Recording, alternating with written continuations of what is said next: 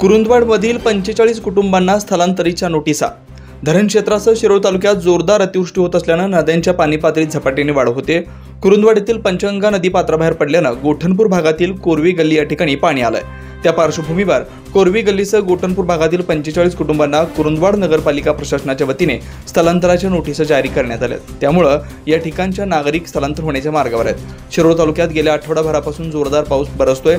पंचगंगा नदीच्या पाणी पातळीत मोठ्या प्रमाणात वाढ होत असल्याने पंचगंगा धोक्याच्या पातळीकडे वाटचाल करते। सध्या अलमट्टी धरणातून 1.5 लाख क्युसेसनं विसर्ग सुरू असला तरी राधानगरी धरण 90% भरलंय। पावसाची रिपरिप अशी सुरू राहिल्यास राधानगरीचा स्वयंचलित दरवाजे उघडण्याची शक्यता नाकारता येत नाही। त्यामुळे पाणी पातळीत वाढ होण्याची चिन्ह दिसून येत असल्याने कुरुंदवाड पालिका प्रशासनानं शहरातील गोठणपूर व कोरवी गल्ली या ठिकाणी असलेल्या 45 कुटुंबांना स्थलांतरीच्या नोटिसा जाहीर केल्यात।